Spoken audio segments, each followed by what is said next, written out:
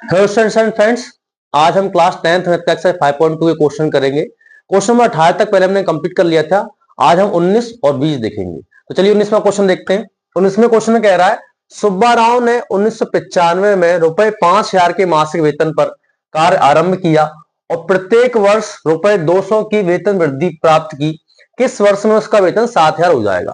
तो क्वेश्चन हमसे क्या कह रहा है कि सुब्बा राव जी हैं कोई, उन्होंने अपनी जॉब शुरू करी तो 5,000 रुपए से उन्होंने सैलरी पे शुरू किया और हर वर्ष उनके 200-200 रुपए बढ़ते चले गए।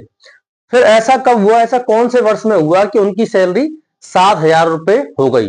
यानी ऐसा कौन से वर्ष में, इसका क्या पूछ रहा है हमसे? नंबर पूछ रहा है, एन पूछ रहा है, किस वर्ष में जाके हो गई। तो चलिए शुरू करते हैं। अगर मैं इसको एपी में अगर देखूं मैं, तो पहले उनकी सैलरी क्या थी? 5,000, यानी सबसे पहले 5,000 शुरुआत हुई, उसके बाद 200 में बढ़ते चले गए, तो यानी 5,200 हो जाएगी।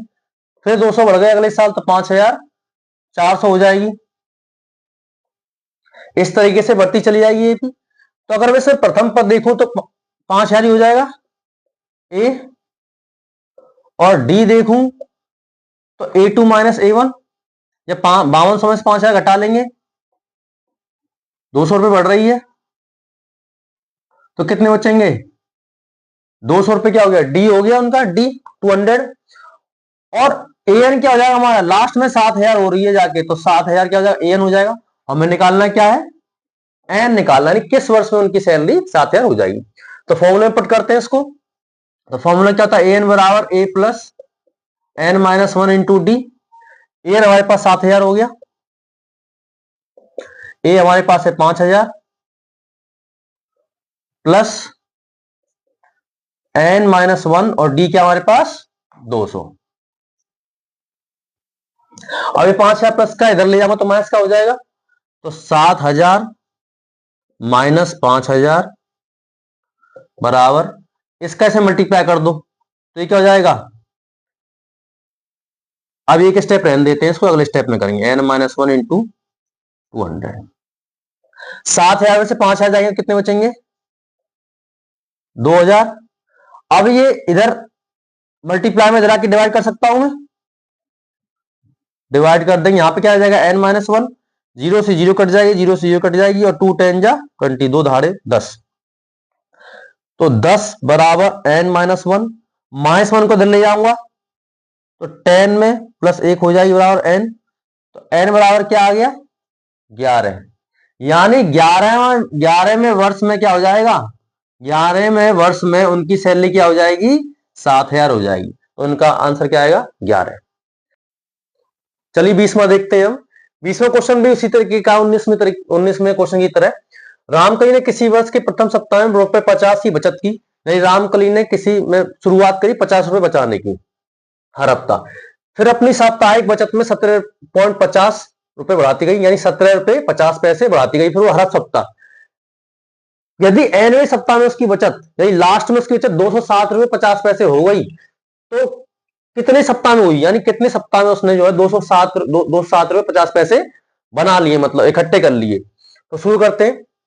तो इसी तरीके से इसका भी क्या हो जाएगा? एपी में 50 हो जाएगा। 50 में फिर आप 17.5 जोड़ दें, 50, 60 और 67.5 हो जाएगा ये।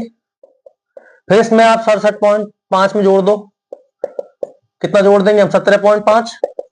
तो जाएगा 0, 5, 6, 7, 8, 85 रुपए हो जाएंगे फिर यहाँ पे। तो इस तरीके से बचत बढ़ती जाएगी, तो हमारी एपी बन गई।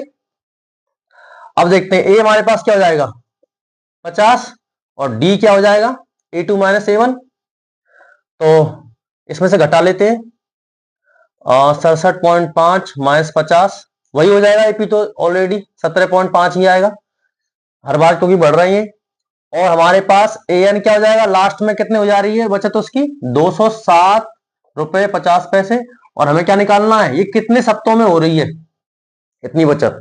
तो फॉर्मूला लगाते हैं इसको, अपने आप आंसर आ जाएगा। तो फॉर्मूला क्या होता है? एन बराबर a plus n minus 1 into D.